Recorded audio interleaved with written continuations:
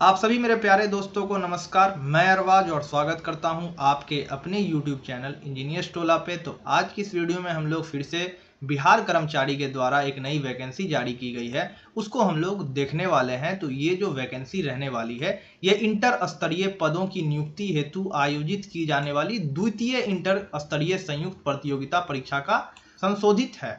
तो ये जो है इंटर स्तरीय पदों की नियुक्ति जो है ये पहले भी जारी की गई थी और फिर से जारी किया गया है। इसमें इस बार आपको सीट की भी बढ़ोतरी देखने के लिए मिलेगी। क्या एलिजिबिलिटी क्राइटेरिया है वो हम लोग देखेंगे, क्या एज रिलैक्सेशन रहने वाला है वो चीज़ को हम लोग देखेंगे। तो सारी जानकारी आज के इस वीडियो में इंटर स्तरीय पदों की जो वैकेंसी आई है उसके बारे में आपको दी जाएगी। ये वीडियो काफ़ी इंपॉर्टेंट है आपके लिए, तो इस वीडियो को अंत तक देखें और वीडियो पसंद आए तो मेरे दोस्तों वीडियो को एक लाइक और हमारे इस चैनल को सब्सक्राइब करना ना भूलें। तो चलिए आगे बढ़ते हैं और सबसे पहले हम लोग एक नज़र इस नोटिफिकेशन पे डालते हैं। तो इस नोटिफिकेशन को आप जो है BSSC के ऑफिशियल नोटिस बोर्ड वाले वेबसाइट से आप इस नोटिफिकेशन को डाउनलोड कर सकते हैं। 27/9/2025 223A का जो है ये नोटिफिकेशन है, यहाँ पे आप देख पा रहे हैं यही नोटिफिकेशन आज जारी की गई है। तो चलिए अब हम लोग बारी बारी से इस नोटिफिकेशन के बारे में अच्छी सी जानकारी लेते हैं। तो सबसे पहले आपको बता दें कि ये बिहार कर्मचारी चयन आयोग के द्वारा जो है ये नोटिफिकेशन जारी किया गया है। दूसरी बार जो है ये नियुक्ति जो है जारी की गई है। इससे पहले भी फॉर्म भरा चुका है। और मैं आपको एक बात बता दूं कि जो विद्यार्थी पहले ये इंटर स्तरीय एग्जाम का फॉर्म भर चुके हैं उनको दोबारा फॉर्म भरने की कोई ज़रूरत नहीं है। ये सिर्फ नए स्टूडेंट के लिए ये जो है डेट को बढ़ाया गया है, डेट को एक्सटेंड कराया गया है। तो इस डेट को जो है रजिस्ट्रेशन चालू की जाएगी। ऑनलाइन रजिस्ट्रेशन का डेट आपको देखने के लिए मिलेगा 15 अक्टूबर 2025 से। वहीं इस डेट की अंतिम तिथि जो रहने वाली है वो 25 नवंबर 2025 आपको देखने के लिए मिलेगा। तो आगे बात करते हैं तो क्या क्या सीटें रहने वाली है, कितनी सीट में बढ़ोतरी हुआ है वो चीज़ मैं आपको बताते चलूँ। तो यहाँ पे अगर बात करेंगे तो लेवल 2 पे वेतनमान रहने वाला है और पद का नाम कुछ इस प्रकार आपको यहाँ पर देखने के लिए मिलेगा। विभाग का नाम आपको यहाँ पर देखने के लिए मिलेगा। वेतनमान आपको यहाँ पर देखने के लिए मिलेगा। मिनिमम क्वालिफिकेशन आप यहाँ से देख सकते हैं क्या मिनिमम क्वालिफिकेशन रहने वाली है। और जैसा कि आपको पता है कि ये इंटर स्तरीय वैकेंसी आई है, इंटर स्तरीय जो है ये वैकेंसी जारी की गई है, तो इसमें जो है मिनिमम क्वालिफिकेशन जो है मात्र इंटर रहने वाला है। और कुछ स्किल्स आपको लगेंगे, तकनीकी योग्यता वो आपको क्या रहेगी, कंप्यूटर की आपको थोड़ी बहुत जानकारी होनी चाहिए और हिंदी में वर्ड प्रोसेसिंग और टंकन यानी कि टाइपिंग की आपको नॉलेज होनी चाहिए। हालांकि एक चीज़ मैं आपको बता दूं कि कुछ कुछ पदों के लिए जो है आपको जरूरी नहीं है कि कंप्यूटर की टाइपिंग वगैरह कंप्यूटर का ज्ञान आपको हो ही।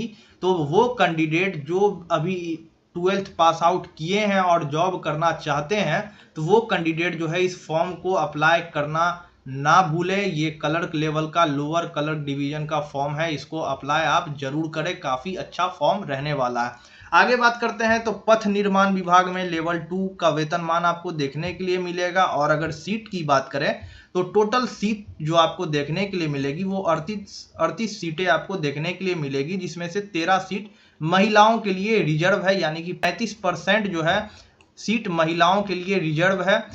आगे बात करें तो एक सीट जो है वो स्वतंत्रता सेनानी के पोते पोतियों के लिए रिजर्व की गई है। तो यहाँ पर आप विभाग देख सकते हैं, पद का नाम देख सकते हैं, कई सारे पद के नाम हैं। अगर बात करें टोटल जो सीट है वो कितनी है वो भी मैं आपको बता देता हूं कि टोटल कितनी सीटें जारी की गई है। बात करें कुल पदों की संख्या की तो कुल पदों की संख्या जो आपको देखने के लिए मिलेगी वो 23,175 रहने वाला है। वहीं महिलाओं के लिए 7,394 सीट रहने वाला है। और टोटल पद की बात करें तो टोटल 94 पद आपको इसमें देखने के लिए मिलेंगे। 470 जो है स्वतंत्रता सेनानी के पोते पोतियों के लिए रिजर्व किया गया है। तो काफ़ी अच्छी सीट आपको देखने के लिए मिल रही है। पहले के मुताबिक पहले अप्रॉक्स 10,000 का सीट था और अब आपको 23,000 का सीट देखने के लिए मिलेगा। तो इसका जो एग्ज़ाम कंडक्ट कराएगा सेकेंड इंटर लेवल पर, तो उसमें जो पहले स्टूडेंट जो थे वो रजिस्टर्ड किए थे वो भी बैठेंगे, और जो अब रजिस्टर्ड करेंगे यानी कि 15 अक्टूबर से जो रजिस्टर्ड करेंगे वो भी कैंडिडेट इसी एग्ज़ाम में बैठेंगे। तो दोनों का एक ही एग्ज़ाम लिया जाएगा। आगे बात करते हैं न्यूनतम शैक्षणिक योग्यता। तो मैं आपको बता दिया कि न्यूनतम शैक्षणिक योग्यता जो आपको रहने वाला है वो आपको 12th रहने वाला है।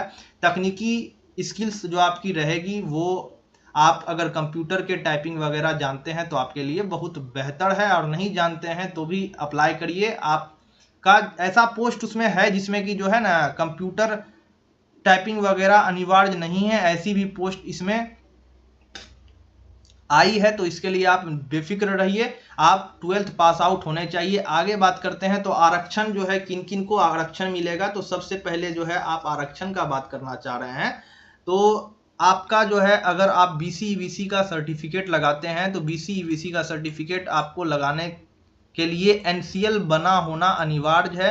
नन क्रीमी लेयर का सर्टिफिकेट आपके पास होना अनिवार्य है अगर आप आरक्षण चाहते हैं बीसी ईबीसी से।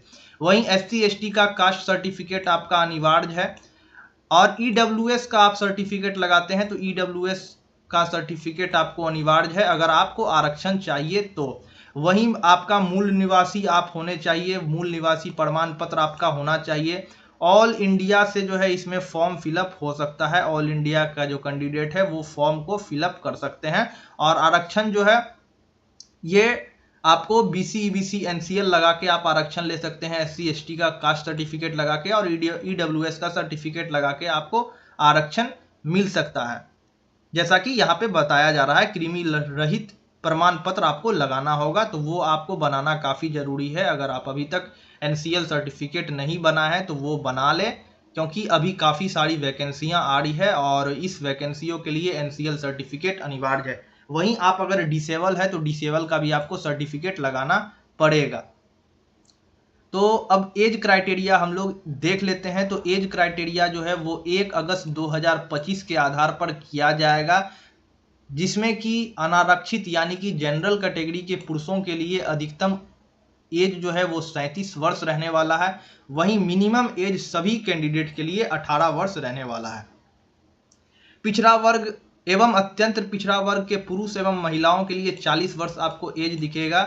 वहीं अनारक्षित महिलाओं के लिए भी जो है आपको 40 वर्ष मैक्सिमम एज दिखेगा।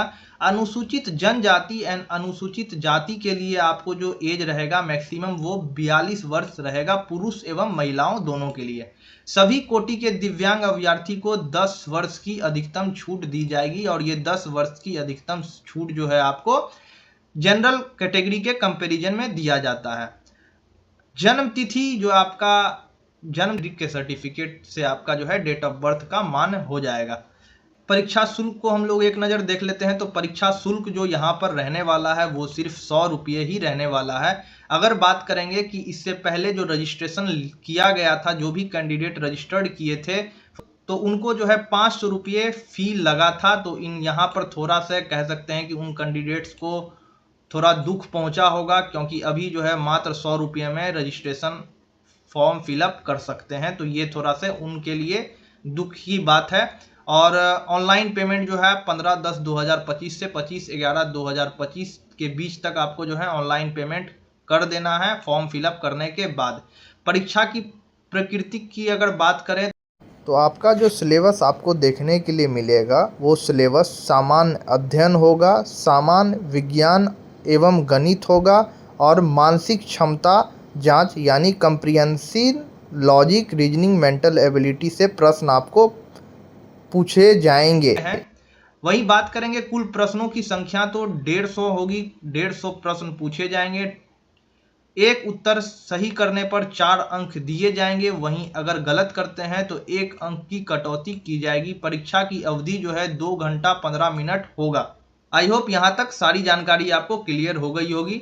एक चीज मैं आपको और बता दूं कि अगर 40,000 फॉर्म से ज़्यादा फिलअप हो गया तब जो है प्रारंभिक परीक्षा का आयोजन किया जाएगा, यानी कि प्री एग्जाम जो लिया जाता है, प्री एग्जाम यानी कि मल्टीपल चॉइस वाला एग्जाम जो है 40,000 फॉर्म से अगर ज़्यादा फिलअप होता है तो प्री एग्जाम का आयोजन किया जाएगा। तो आप ये बात जान लें कि इसका जो है आपको 2 फेज में एग्जाम देखने के लिए मिलेगा, क्योंकि ये 110% गारंटी है कि 40,000 से ज़्यादा फॉर्म भरा ही जाएगा।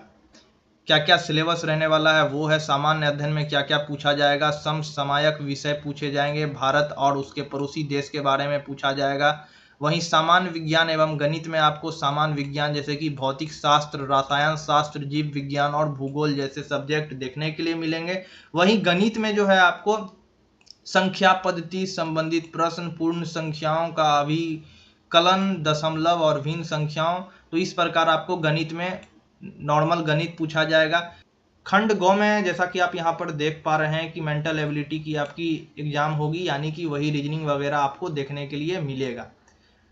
क्वालिफाइंग मार्क्स को एक झलक हम लोग देखते जाते हैं, तो ये जो है जनरली का ये रहा है कि मिनिमम सामान्य वर्ग के जो जनरल कैटेगरी के स्टूडेंट हैं उनको 40% मिनिमम लाना ही पड़ेगा। पिछड़ा वर्ग के कैंडिडेट्स को 36.5% लाना पड़ेगा। अत्यंत पिछड़ा वर्ग के कैंडिडेट को 34%, अनुसूचित जाति जनजाति को 32%, महिला सभी वर्ग के महिलाओं को 32%, दिव्यांग को 32%। ऑनलाइन आवेदन करने की तिथि मैंने आपसे शेयर कर ही दी। क्या क्या सर्टिफिकेट लगने वाला है वो चीज़ अब हम लोग एक झलक देख लेते हैं। तो मैट्रिक का अंक प्रमाण पत्र आपको लगेगा, इंटरमीडिएट या समकक्षक, उसके जो समकक्षक माने कि इसके रिलेटेड, इंटरमीडिएट के रिलेटेड, जैसे कि आपको डिप्लोमा हो गया तो इस टाइप के जो सर्टिफिकेट आपको लगेंगे। टंकन कंप्यूटर ज्ञान से संबंधित अंक पत्र, मूल प्रमाण पत्र, जैसे कि आप अगर टाइपिंग वगैरह का स्किल है, कंप्यूटर का कोई भी आपको स्किल है तो उसका आपको सर्टिफिकेट दिया जाता है, तो वो सर्टिफिकेट यहाँ पर लगना है। अस्थाई निवासी लगेगा, जाति प्रमाण पत्र लगेगा। अगर स्वतंत्रता सेनानी का आपको आरक्षण चाहिए तो उसका आपको सर्टिफिकेट लगेगा। दिव्यांग, अगर आप दिव्यांग हो तो दिव्यांग का आपको सर्टिफिकेट लगेगा। विहित प्रपत्र से संविदन नियोजन संबंधी अनुभव प्रमाण पत्र लगेगा। अधिकतम उम्र सीमा से छूट अगर चाहते हैं तो उसका भी आपको सर्टिफिकेट लगेगा, और अनाप्रति प्रमाण पत्र लगेगा। तो ये सारी सर्टिफिकेट, मेन आपको सर्टिफिकेट जो है यहाँ तक आपके लिए जरूरी है, जाति प्रमाण पत्र तक, ये सब जो है आपके लिए अनिवार्य नहीं है अगर आप नॉर्मल स्टूडेंट हैं तो आई होप सारी जानकारी आपको इस वीडियो में मिल चुकी होगी। अगर कुछ भी रह जाता है या आपके मन में कुछ भी डाउट रहता है तो आप मुझे कमेंट सेक्शन में कमेंट कर सकते हैं। मिलते हैं अगले वीडियो में, तब तक के लिए जय हिंद।